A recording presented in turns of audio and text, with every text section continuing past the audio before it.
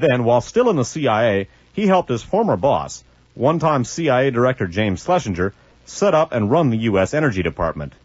He served on the National Foreign Intelligence Board, the senior advisory group in the intelligence community. He announced his retirement in 1979, went into consulting, and almost immediately, by his own account, began spending most of his time with Nugan-Hand, traveling in the U.S. and Europe with Mr. Nugan and talking with him daily.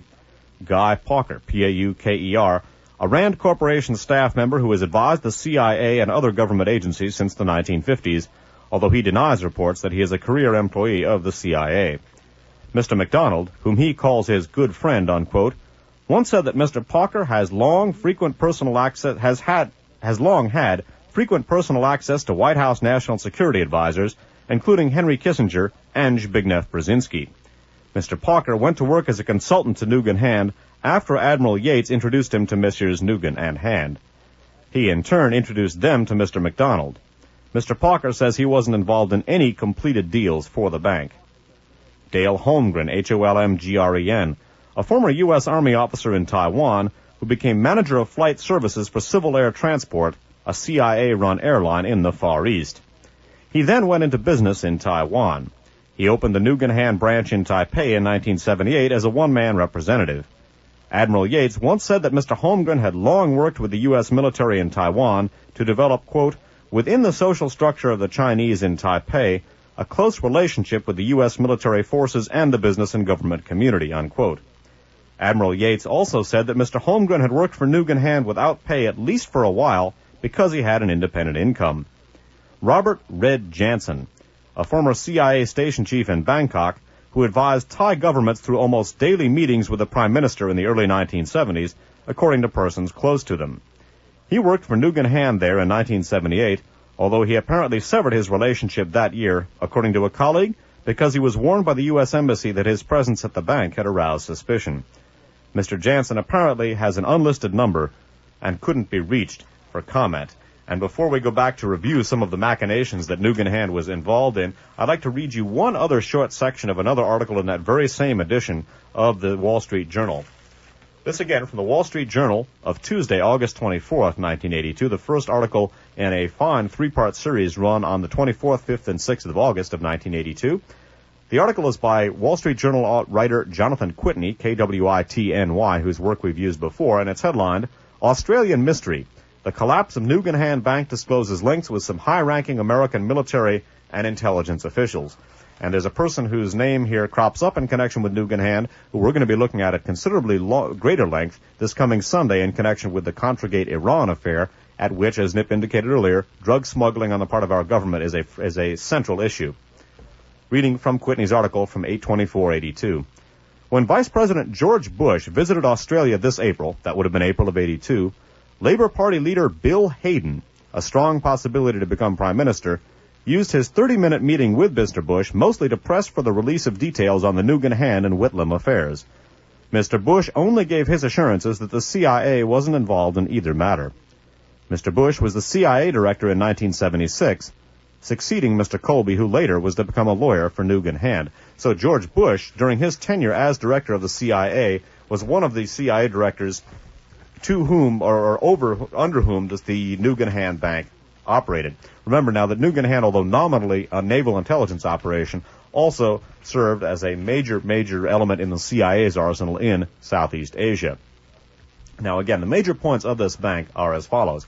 This was a bank which was set up as a U.S. intelligence operation. As indicated in Penny Lernew's book, although it was nominally a naval intelligence operation, it also worked very, very closely with the CIA.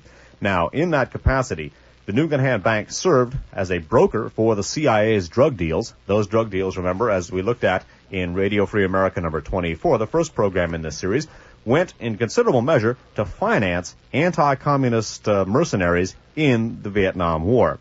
Okay, we took a look at the Hmong tribesmen, we took a look at the security operation in Saigon proper, both financed primarily by the dope trade.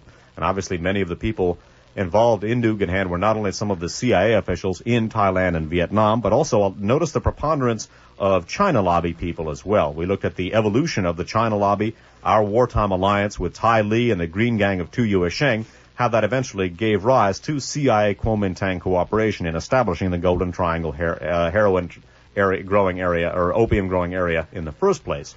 Perhaps most significantly, in addition to the serving as a bank for as a repository for the drug money that the CIA was generating in order to finance covert operations, Nugan-Hand also served to finance arms deals. And the chief name that we want to take note of in connection with these arms deals and the operation of Nugan-Hand in general, Edwin Wilson, who along with Frank Turple not only helped train and arm Muammar Gaddafi's terrorist cadre themselves, but also obviously have had their fingers in just about every manure pie that's hit the United States in the face in the last 10 to 15 years.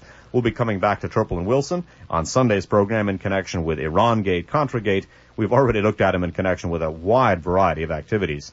While we're on the subject of George Bush, too, I wanted to put in a quick mark a quick indicator in the margin by the name of George Bush. You notice in the article from 1982 that Dave read from the Wall Street Journal, the Jonathan Quitney article accompanying the long Who's Who, that in that George Bush was talking to a member of the Labour Party in Australia. This is in 1982, and assuring him that, among other things, that the CIA had nothing to do with the downfall of the Whitlam government. Interestingly enough, the fall of the Whitlam government was completed in 1975. George Bush, of course, was DCIA, director of the CIA, in 75 and 76. So, as happened today, again, December 3rd, when this show is being aired originally, George Bush flatly denied his involvement in the Contra arms deals as well as the Contra drug dealing today in a national interview. Bear in mind, in 1982, he was flatly denying the CIA's proven involvement with the fall of the Whitlam government during his tenure as director of the CIA. So again, this is something coming up this Sunday that good old George Bush is probably going to be coming under some surveillance, as well as Ed Wilson and the others.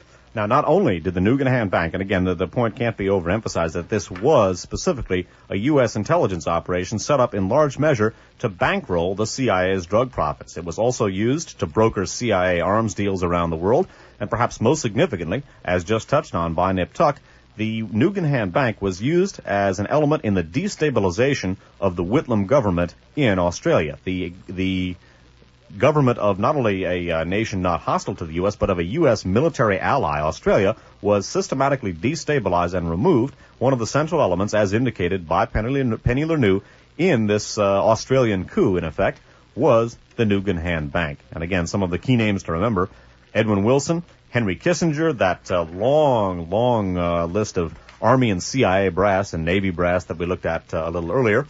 And again, remembering that this is essentially an outgrowth of our policy in Southeast Asia, where we saw the U.S. take a page from the French's book and begin financing operations through the dope trade.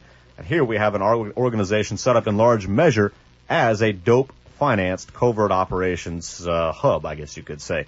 And again, remember the people involved in this. Remember that this bank, in essence, a criminal enterprise, was a U.S. government operation. All right.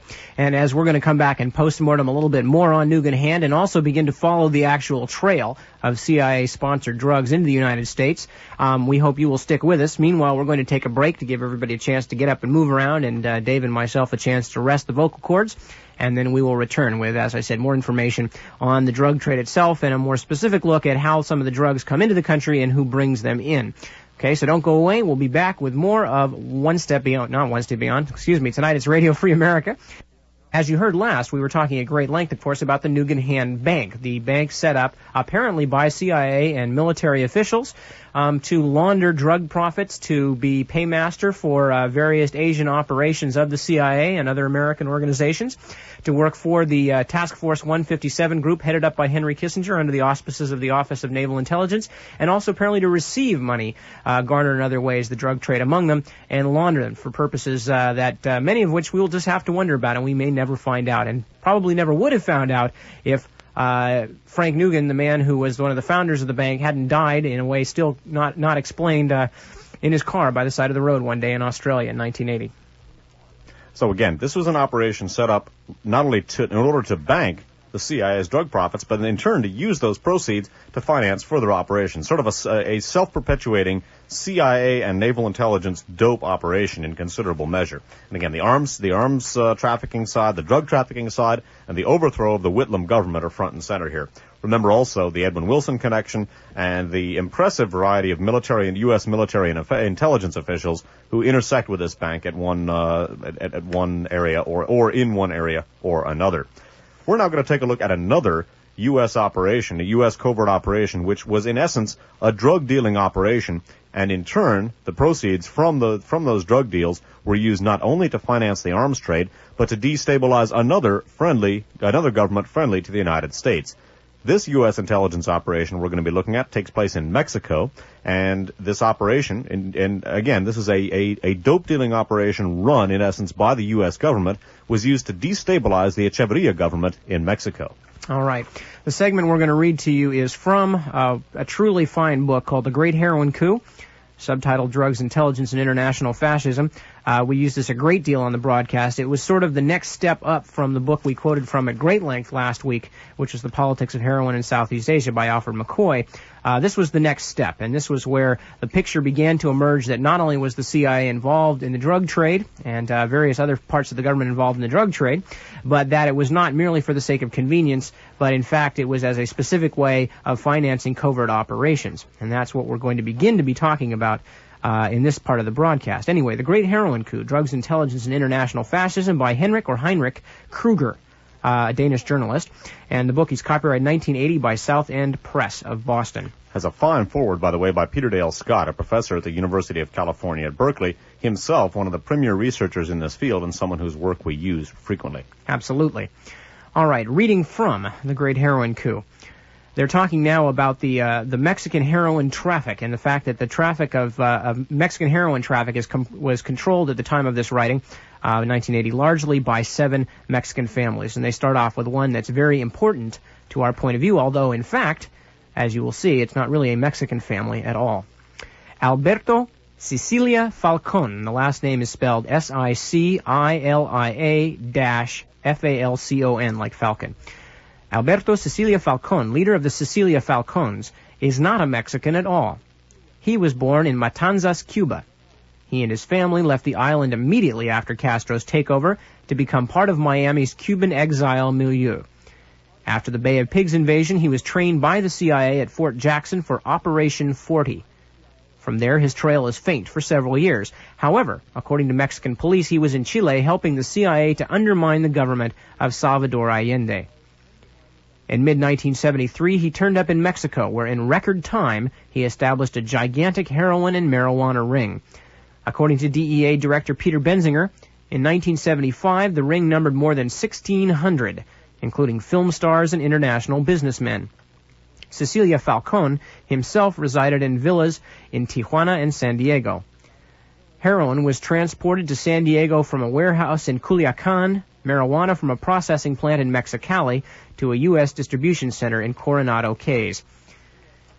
In late 1973, one of Cecilia Falcon's truckers was stopped on his way back to Mexico. The truck was loaded with arms bound for Nicaragua. According to a later report in the Bureau of Alcohol, Tobacco, and Firearms, one illegal weapons dealer in Brownsville, Texas alone supplied Cecilia Falcon with 12 million rounds of ammunition in 1974. The guns for drugs traffic proceeded unhindered until early 1975, when the government of then-President Luis Echeverria discovered that Cecilia Falcon's weapon shipments went to groups in Mexico. Quote, "External forces are attempting to destabilize our country," said Echeverria in a 1975 speech, in obvious reference to his neighbor to the north. Then the Mexicans began an intense surveillance of Cecilia Falcon, who, they learned, often met and conversed by telephone with a mystery man in Cuernavaca, some 90 kilometers south of Mexico City. When a lemonade bottle bearing the man's fingerprints was sent to the FBI, the Bureau informed Mexican authorities that the man was Sam Giancana, the Chicago Mafia capo, heroin trafficker, and CIA collaborator. The Mexicans agreed to a French extradition request for Giancana, but when his Paris-bound plane stopped over in Houston, Giancana was whisked away by U.S. agents. Soon thereafter, he was found murdered in his Chicago mansion. Mexican Interior Ministry officials claimed the CIA had done all it could to prevent the mobster's extradition. Continuing with Kruger's account. On July 2nd, 1975, Cecilia Falcone was arrested. Under rough interrogation, he claimed to be an agent of the CIA and said that his drug ring had been set up on orders from and with the support of the agency. Repeating that last sentence again. On July 2nd, 1975, Cecilia Falcone was arrested. Under rough interrogation, he claimed to be an agent of the CIA and said that his drug ring had been set up on orders from and with the support of the agency. Part of his profits were to go towards the purchase of weapons and ammunition for distribution throughout Central America for the destabilization of undesirable governments. If true, U.S. heroin addicts were again footing the bill for clandestine paramilitary operations and anti-communist terror campaigns. And Cecilia Falcone and his syndicate associates were not short of funds.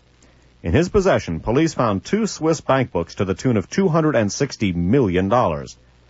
Still, the strange testimony of Alberto Cecilia Falcone did not end with his confession. His family's heroin and arms shipments continued, and on April 26, 1976, he and 3 of his lieutenants escaped from Lecumberri prison through an electrically lit, 100-yard-long tunnel dug from outside. They were recaptured 3 days later, at which time Cecilia Falcone, fearing for his life at the hands of the CIA, requested transfer to another prison and additional security. Echeverria and Cecilia Falcone each were right about the destabilization program. FBI documents released later disclosed that between 1970 and 1976, the FBI served as a secret link between the U.S. Embassy in Mexico City and the U.S. Border Patrol in California and Texas in order to destabilize the government of President Echeverria. J. Edgar Hoover had believed that Echeverria had surrounded himself with, quote, old communists and Communist Party sympathizers, unquote. A memo from Hoover to the U.S. legal attaché praises the detonation of strategic and effective bombs in Mexico City, unquote, and the wave of night machine gunnings to divide subversive leaders, unquote. Besides Echeverria's progressive attitude, another reason for U.S. hostility towards his government was the Mexican president's refusal to approve World Bank and International Monetary Fund plans for the exploitation of Mexico's newly discovered oil reserves. The first order of business of his successor, José López Portillo, in 1976, was approval of those same plans. And the newspaper El Sol de Mexico wrote shortly after the latter's inauguration that year, quote, the new government is not interested in publicity regarding the Cecilia Falcone case. It will quietly extradite him to the U.S. as soon as the new extradition agreement between the two countries comes into effect, unquote. In the Cecilia Falcone case, the DEA and CIA struggled bitterly against one another. It was symptomatic of a split within the DEA's own ranks, a split rooted in the effective control of its narcotics intelligence division by transplanted agents of the CIA. And this split within the DEA is something we're going to be going into in the third program in our series. However, now we're going to take a couple of minutes just to review the Cecilia Falcone connection for you. All right. Well, as mentioned here, Alberto Cecilia Falcone was a leading member of the Mexican heroin traffic. And in fact, when he himself was involved in the traffic at the same time, he was also involved with the transshipment of large amounts of arms. Now, as we said before, one of the main reasons that the government, the CIA and other aspects of the American government in particular, but probably many other governments as well, have gotten involved in the drug traffic is because it's an easily transportable source of revenue. And in many cases, it's also, the same people are also involved with the international illegal arms shipment market. So it makes it very easy to move these back and forth. So Alberto Cecilio Falcone, not only being one of the leading drug dealers in heroin and marijuana, also was found to be moving guns backwards down the pipeline back into Mexico and Central America. And when discovered, he explained, or when arrested, he explained that in fact his drug network, his entire network, was set up with the permission and the aid of the CIA for the purpose of funding destabilization attempts on various governments. And as it turned out, one of the governments that was being destabilized was, as they protested at the time to a chorus of rude catcalls from the United States government was, in fact, the Echeverria government of Mexico, who J. Edgar Hoover, among other people, found to be full of quote-unquote communist sympathizers. So again, we have the situation, as we have seen many other times, as we just saw with Gough Whitlam's Labour Party in Australia, of the United States not only using illicit drug traffic to supply CIA and other intelligence activities, but using that illicit drug traffic to, in fact, destabilize friendly governments of allies. One has to wonder at this point if there is any limit to the depths to which these people will sink in the pursuit of their particular political goals. And as, again, bringing this up to the present day, as we see the unraveling of the, quote, Iran-gate/Contragate case, and we see the thieves hurrying around to rat on each other, as is beginning to happen, making deals right and left, we will begin to see, well, we've already begun to see, the outlines of a similar type of operation on a much larger scale that are beginning to come clear. And again, in the interrelationship between the arms trade and the symbiotic relationship between the arms and drugs traffic in the Cecilia Falcone ring, and in turn, the use of the profits derived from the guns and drugs to destabilize other governments. And in this case, the destabilization of the Echeverria government in certain respects recalls the destabilization of the Gough Whitlam government, involving in considerable measure the Nugan-Hand Bank. Now, for about the next roughly 2 hours of our program, what we're going to be doing is, in essence, dipping back into our own archives. What we're going to be talking about for about the next 2 hours concerns an arms for drugs ring, which, again, was a U.S. intelligence operation almost exclusively. And that arms for drugs ring is called STIBOM, S-T-I-B-A-M. We covered STIBOM in Radio Free America show number 20, the fourth in our 5 programs done in May of 1986 about Italian politics, Italian covert politics, and in particular, the shooting of Pope John Paul II in May of 1981. On this evening's broadcast, we're going to recap and recapitulate roughly 2 hours or so of the most important material about STIBOM for 2 reasons. Not only is it very important in the context of the current discussion, the use of the drug trade in order to finance covert operations and the interrelationship between the drug trade and the arms trade, that our national security apparatus operates the one to finance the other in considerable measure, but in particular, a couple of details, several important details, of the STIBOM arms for drugs ring at this point appear to be pointing in exactly the same direction as the Contragate-Iran-gate situation. We don't know yet whether the two will eventually hook up, but it's beginning to look that way. And we're going to recap the STIBOM material not only because it's very important in terms of our present context, but it appears to point in the direction of Iran-gate-Contragate. And again, Iran-gate-Contragate is something that at bottom appears to also involve the interrelationship of the arms trade and drug trade and involvement in the drug trade by our national security establishment. That's one of the elements front and center in the STIBOM arms for drugs ring. And what we're going to be doing now is recapping recapping a section of Radio Free America number 20, this from May, actually this was May 22nd, 1986. And this will last us roughly the next couple of hours or so. This article is from the San Francisco Examiner for Thursday, November 25th, 1982. It's headlined, Biggest, in quotes, Arms Ring Busted. Subheaded, Italians Swapped Copters, Tanks for Heroin. Dateline, Varese, Italy. UPI Wire story. Investigators cracked what was called, quote, the world's biggest illegal arms trafficking organization that sent millions of weapons to the Middle East in return for heroin and other drugs. Judge Carlo Palermo, in charge of the investigation, said yesterday that the arms the organization sent to various Middle East countries included helicopters, German Leopard tanks, and machine guns. I should just mention that a little later on the broadcast we'll find out that there were weapons even more impressive than Leopard tanks and helicopters involved. Continuing with the article. In return, the Milan-based organization brought into Italy heroin and other drugs through agents in Turkey and other Middle East countries, the judge said. He said most of the drugs went to northern Europe, but some also went to southern Italy and Sicily, where the mafia runs a multi-million-dollar racket smuggling drugs to the United States.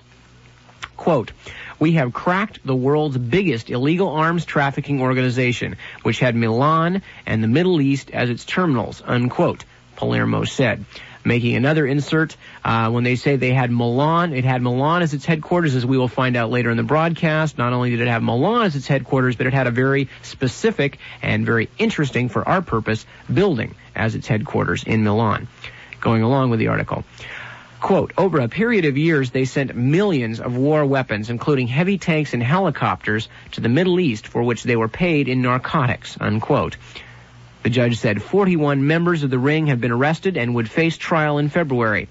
Arrest warrants have been issued against another 159 suspects, but action on these would depend on the outcome of the continuing investigation, he said. The investigation started in December 1980 as a routine check into drug running in the Milan area. A Turk named Asim Akajah reportedly gave police information that led to the discovery of 310 pounds of heroin buried in zinc packets near a villa in Bolzano and a hotel in Trento in the Alpine region of northeast Italy. But the judge said the full extent of the arms for drugs ring emerged only recently when police arrested Henry Arsan, A-R-S-A-N, age 70, a Syrian in Varese. Judge Palermo described Arsan as, quote, a big shot in the world scene of arms trafficking.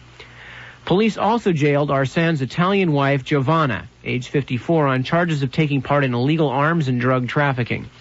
From documents found in Arsan's possession, police located the headquarters of the ring in an import-export company in Milan called Stibam, S-T-I-B-A-M, Stibam International Transport.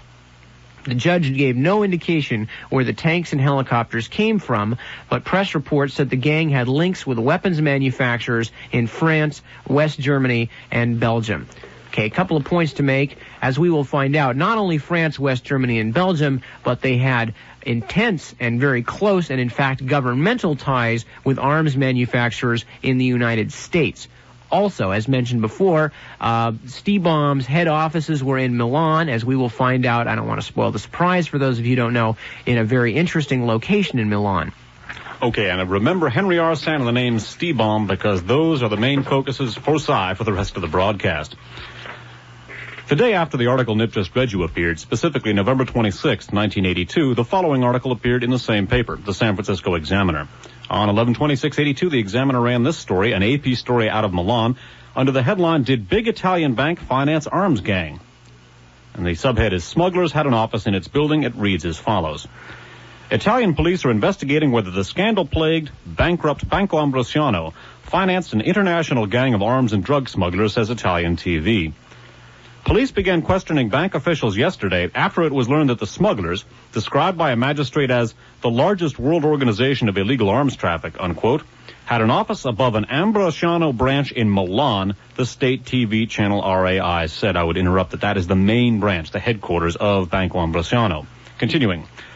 The former vice president of the Ambrosiano, Roberto Rassone, denied that the bank was involved, RAI reported.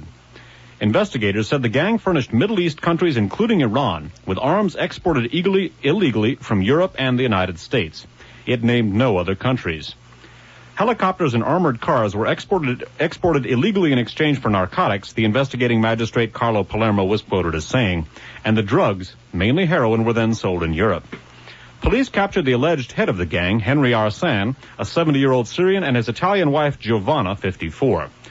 The magistrate said they were charged with illegal traffic of arms and narcotics. Arsan owned a hauling company that occupied offices rented from Banco Ambrosiano in Milan and served as a front for the gang, police said. Warrants are out for 200 other suspected members of the gang, including several Greeks, Turks, and Yugoslavs, Palermo said. During a 2-year investigation, police discovered that the gang had invested proceeds in banks in Austria, West Germany, and Switzerland. Police began working on the case in 1980 after a Lebanese Turk named Asim Akaya tipped off his brother, a police officer.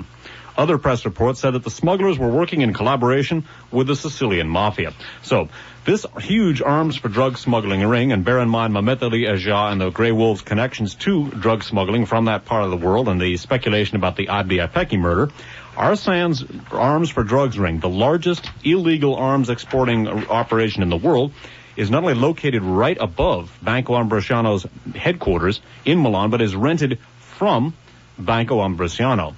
It was from the windows of that building that Roberto Calvi's secretary and the late unfortunate Alberto Della Ca were Well, basically, they went from the windows, whether of their own volition or somebody else's, as appears probable. We'll probably never know for sure. This same bank building, the Milan Ambrosiano headquarters, it had a office for the man named Roberto Rassone, who was shot in an assassination attempt outside those headquarters. We'll be talking about the people Abruzzati and Balducci again in just a couple of minutes. Now, again, just to solidify, excuse me, some of these points here, lest anybody still out there, some Peter Pan devotee out there who still believes in fairies, would like to think that this is a mere case of coincidence. Let's point out again that, as we detailed earlier in the broadcast, at the far end of this particular program, we've seen already, at the far end of this particular operation, in South and Central America, P2, International Fascista, and these other organizations are directing money from Italy, from places, specifically the Banco Ambrosiano, into phony dummy companies in South and Central America, where that money is being used to sponsor terrorism, to transport drugs into the United States in return for weapons. In other words, we've already seen that the far end of the P2 connections into South and Central America are actively involved in this guns and drug trade.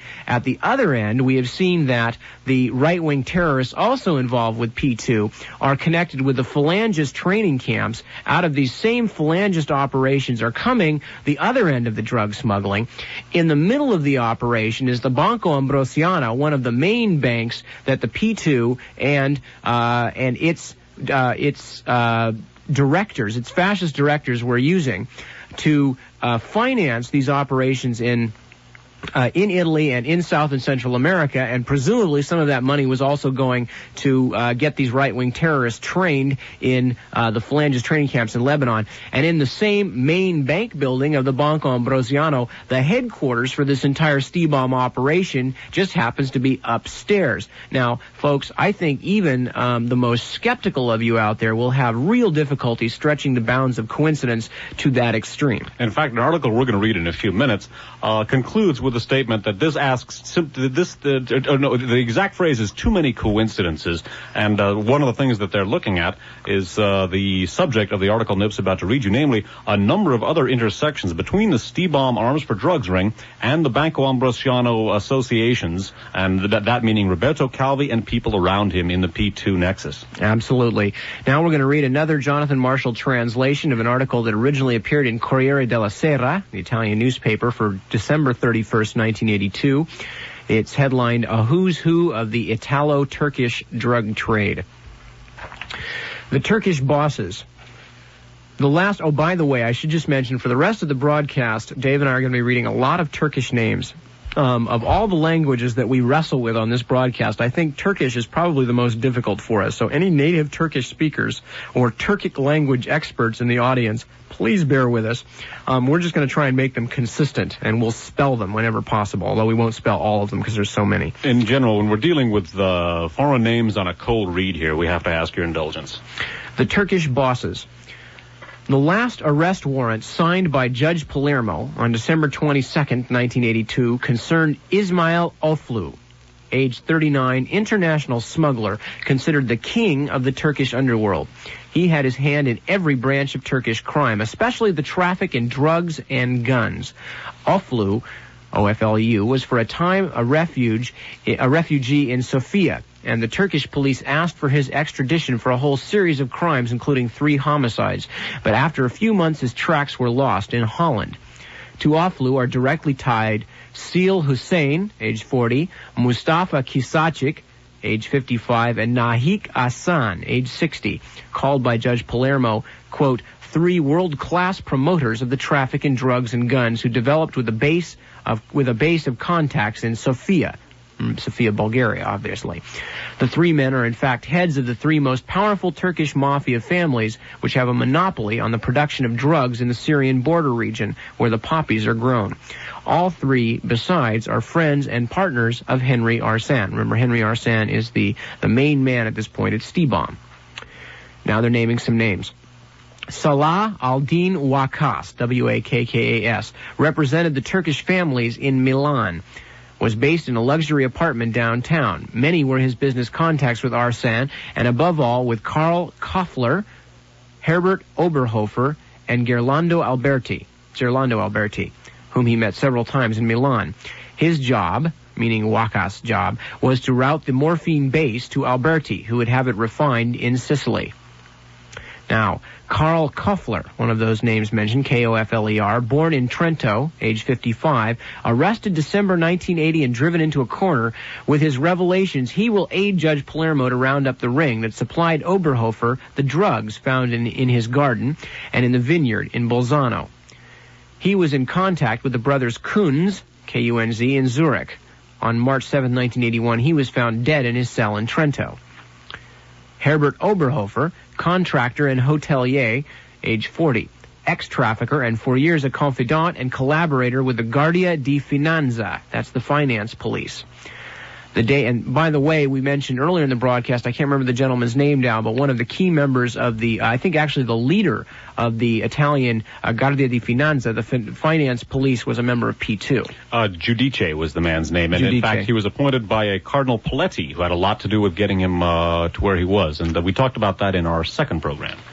The day after the discovery of the drugs at Mattarello, police found in the vineyard near Bolzano the remainder of the stock, 130 kilos of pure heroin and morphine. By the way, when they say the discovery of the drugs in Mattarello, that's the original Stiebaum arrest that we read you the article about from November of 82. 130 kilos of pure heroin and morphine were discovered in Oberhofer's vineyard near Bolzano. Arrested and held for several weeks, Oberhofer is now wanted. He had business ties with Kunz, Wakas, and Henry Arsène. Now, the Kunz brothers. How Albert and Hans Kunz, financiers in Zurich, they were Calvi's men, tied also to Carboni's Sofint. They were supposed to have directed in Iran a load of arms from the United States and directed by Israel, acting in close contact with Arsène. And if I remember correctly, Hans Kunz was in London meeting with Calvi the day before he was found dead. The exact chronology of Calvi's travels just before his death, I forget, but both Kunz brothers were contacted by Calvi on, I guess you could call it Calvi's last ride. Right, exactly. No, they were actually in London, as I recall from the stories, with Calvi. Anyway, so that's the Kunz brothers, but notice again now, the Kunz brothers in close contact with Arsène, also in close contact with Roberto Calvi, P2 member, confidant of popes, and chairman of the Banco Ambrosiano. Okay, so if you need to tie that knot any tighter, there's another contact right there. It'll be tied still tighter, but also be worth noting here what happened to Karl Koffler. He was an alleged prison suicide. He managed to commit suicide by thrusting himself through the heart with a long, sharp needle. That's another one of these very suspicious suicides in connection with this case. Gerlando Alberti of Palermo, age 55, ex-lieutenant of Luciano Liggio. Get back to Liggio in a second. By 1980, Alberti had control over the entire traffic in drugs to the U.S. He was arrested thanks to the investigation of Boris Giuliano in connection with the discovery of the huge heroin refineries at Cinisi and Punta Raisi. In Milan, Alberti had ties to Wakas through his lieutenant, Angelo Marai. Now, Luciano Liggio was the head of Anonima Sequestri, which was a mafia kidnap gang that was also working for the right wing and involved with the strategy of tension, and what had originally begun as a program for kidnapping businessmen and holding them for ransom expanded into a program that was a part of the strategy of tension. Now, it was through the investigation of the Anonima Sequestri with links to the mafia, to the P2, to Western intelligence. It was through this investigation that Judge Accorcio had come across the P2 Lodge and had begun investigating the P2 Lodge. Judge Accorcio was then assassinated by the aforementioned Pierluigi Conchitelli of Ordine Nuovo and Internazionale Fascista, as we looked at last week, acting at the behest of Stefano Della Chiai. Okay. Continuing. Domenico Balducci, mafia boss, tied to Alberti, for whom he was the Roman representative of the traffic in drugs. He was a business partner of Flavio Carboni. Again, Flavio Carboni, intimate of Michele Sindona, and later partner of Roberto Calvi. Balducci was a business partner of Flavio Carboni in the Punta Volpe real estate project in Sardinia, which asked Ambrosiano for a loan of 6 billion lira. Calvi said yes, but he was blocked by his vice president Roberto Rossone, who was attacked several months later. Balducci was sought by police at the end of 1978 for having signed bank transactions of dirty money, originating in kidnappings and drugs, from which Palermo and Naples ended up in Sindona's Amancourt Bank in Switzerland. He was assassinated in Rome in front of his house on 16th of October 1981. Now, it's being explained right here, so I'll go ahead. Danilo Abrucciati, killed April 26, 1982 in Milan while trying to shoot Roberto Rossone. Boss of the Roman underworld, especially drugs and extortion, former member of Anonima Sequestri, again, that's the Luciano Ligio group we were just talking about, of the Marseille gang Berenguer and Bergamelli, was in business contact with Balducci and Diotta Levi, the latter of whom was a partner of Calvi and present in Zurich at the moment of Calvi's flight. With a police record and now wanted, Diotta Levi is another key man in the connection between the Roman underworld businesses tied to Sofint and the Sicilian mafia. Skipping on down, this is still... That'll do it. Okay. That refers to the next story here, that note there. I should have crossed that out. So a couple of things to note here. Domenico Balducci and Danilo Abrucciati, as we indicated earlier, were two of the key people involved in the attempted assassination of Roberto Rossone, Banco Ambrosiano vice chairman, which took place right outside the same building where Ambrosiano was headquartered and where Stiebom was headquartered right upstairs. Now, Abrucciati affiliated with the aforementioned Anonima Sequestri, and, basically, to make a long story short, all of these people part of the whole P2 nexus. Anonima Sequestri provided the key to the discovery of P2, as mentioned just a second ago, and it's worth reviewing here. We got Balducci, Abrucciati, Gerlando Alberti, all of them affiliated with the mafia, with Anonima Sequestri, with the P2 complex, the Kunz brothers, Herbert Oberhofer and Karl Koffler. The last one, Karl Koffler, while in prison, and we're going to look at some more prison-related deaths in this whole complex. Karl Koffler managed to kill himself by thrusting himself through the heart with a long, sharp needle. Now, we're going to be taking a look at some more connections. Now, this, again, remember that hang on one second. Why don't you interpolate here a second while I manipulate the tapes here? Okay, again, the connections that are coming out now, okay, just to make this plain for those of you who are fairly new to this stuff, we're talking about this whole operation that we already explained as being intimately involved with the Vatican Bank, the use of the Vatican Bank apparently by Archbishop Marcinkus for not only to make money, but to make money many ways illegally, aided and abetted by Roberto Calvi and Michele Sindona. We're finding out now that these same groups that Archbishop Paul Marcinkus had the Vatican Bank involved in are not only involved in these financial scandals, which are bad enough in and of themselves, but are involved in the world's biggest fascist-oriented guns for terrorism network, Stiebom. And we've seen now the net has drawn so tight as to be inescapable. There are no more coincidences. Stiebom is a direct contact, if it's not actually a direct arm of the P2, as is the Banco Ambrosiano at this point. And it should be noted that P2 itself involves a much, much larger context involving international fascism, Western intelligence, and the CIA and other U.S. intelligence agencies in particular. We're going to be talking about that in connection with Stiebom a little later. Still another connection between the Banco Ambrosiano P2 complex and Stiebom is carried in the following story. Again, research credit to Ted Rubenstein, translation Jonathan Marshall. This is from the Italian news magazine L'Espresso of the issue of December 12, 1982. The headline of the article is Amid Arms and Drugs Between Sofia and Brescia. Skipping down in the article, talking about Stiebom here. Arsan comes from a noble family and was in Italy for 20 years. Undisturbed in his traffic despite being known at the time to the DEA. Remember that, we're going to come back to it. His telephone began to spill important information. It made clear that the little old man had his hand in the international arms trade, but it didn't clarify where the arms left and where they ended up. That mosaic began to come together at the beginning of the year when police, listening in, learned a new name long known to them, Renato Gamba, last name Gamba. An armorer with a factory in Valtrompia in the province of Brescia, Gamba was known for his production of precious small caliber, that's valuable, it really would be a better translation, of valuable small caliber pistols and hunting rifles. Who would have ever expected someone like that to be involved in the traffic in armored cars and assault helicopters?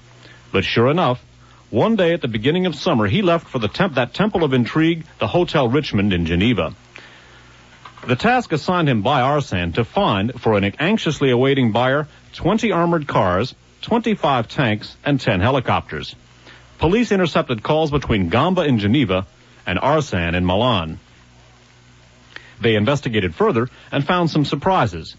First, in the spring of 1982, new capital came to Gamba's plant. It was sent by a Milan finance house, Bruggi Izar, born as an honorable maker of pottery and silver, which transformed itself within a few months under the guidance of little-known persons, suggesting that they were figureheads acting on behalf of others. By the way, Bruggi Izar is B-R-O-G-G-I. The second word is I-Z-A-R. Continuing.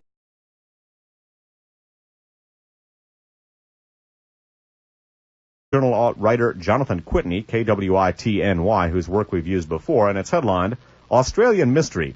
The collapse of Nugan-Hand Bank discloses links with some high-ranking American military and intelligence officials.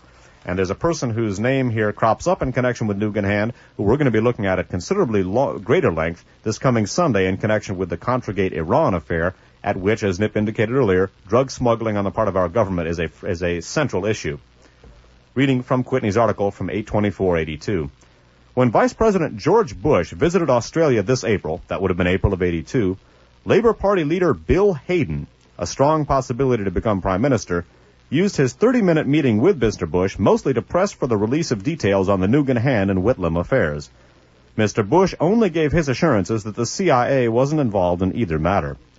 Mr. Bush was the CIA director in 1976, succeeding Mr. Colby, who later was to become a lawyer for Nugan-Hand. So George Bush, during his tenure as director of the CIA, was one of the CIA directors to whom, under whom does the Nugan-Hand Bank operated. Remember now that Nugan-Hand, although nominally a naval intelligence operation, also served as a major element in the CIA's arsenal in Southeast Asia. Now again, the major served to finance arms deals, and the chief name that we want to take note of in connection with these arms deals and the operation of Nugan-Hand in general, Edwin Wilson, who along with Frank Turple not only helped train and arm Muammar Gaddafi's terrorist cadre themselves, but also obviously have had their fingers in just about every manure pie that's hit the United States in the face in the last 10 to 15 years. We'll be coming back to Turple and Wilson on Sunday's program in connection with Iran-Gate, Contragate. We've already looked at him in connection with a wide variety of activities.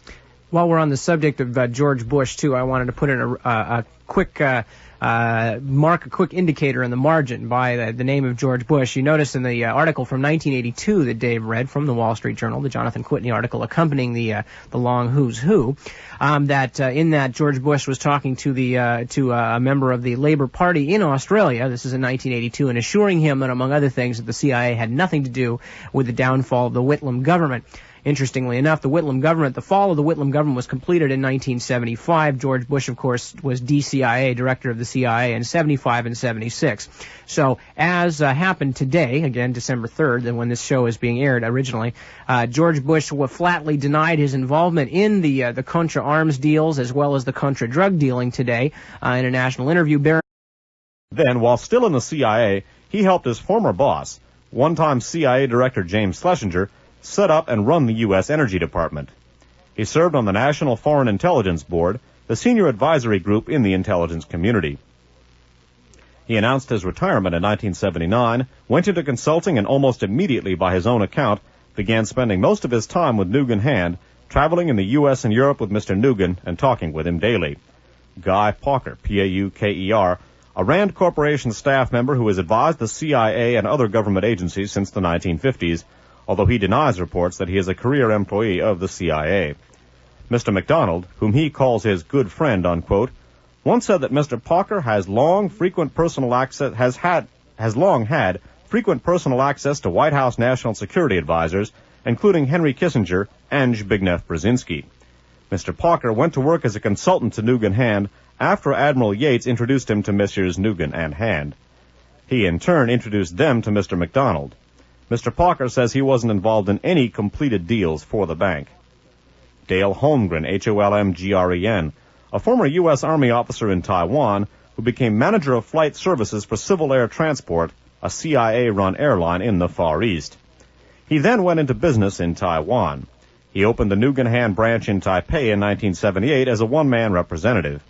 Admiral Yates once said that Mr. Holmgren had long worked with the U.S. military in Taiwan to develop, quote, within the social structure of the Chinese in Taipei, a close relationship with the U.S. military forces and the business and government community, unquote. Admiral Yates also said that Mr. Holmgren had worked for Nugan-Hand without pay at least for a while because he had an independent income. Robert Red Jansen, a former CIA station chief in Bangkok, who advised Thai governments through almost daily meetings with the Prime Minister in the early 1970s, according to persons close to them. He worked for Nugan-Hand there in 1978, although he apparently severed his relationship that year, according to a colleague, because he was warned by the U.S. Embassy that his presence at the bank had aroused suspicion. Mr. Jansen apparently has an unlisted number and couldn't be reached for comment. And before we go back to review some of the machinations that Nugan-Hand was involved in, I'd like to read you one other short section of another article in that very same edition of the Wall Street Journal. This again from the Wall Street Journal of Tuesday, August 24th, 1982, the first article in a fine three-part series run on the 24th, 5th, and 6th of August of 1982. The article is by Wall Street Journal. Points of this bank are as follows. This was a bank which was set up as a U.S. intelligence operation. As indicated in Penny Lanew's book, although it was nominally a naval intelligence operation, it also worked very, very closely with the CIA. Now, in that capacity, the Nugan-Hand Bank served as a broker for the CIA's drug deals. Those drug deals, remember, as we looked at in Radio Free America number 24, the first program in this series, went in considerable measure to finance anti-communist mercenaries in the Vietnam War. Okay, we took a look at the Hmong tribesmen, we took a look at the security operation in Saigon proper, both financed primarily by the dope trade.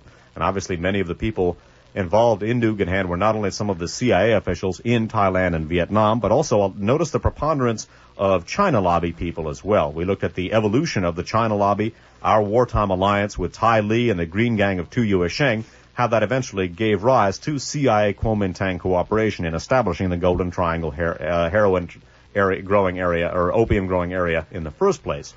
Perhaps most significantly, in addition to the serving as a bank for the as a repository for the drug money that the CIA was generating in order to finance covert operations, Nugan-Hand also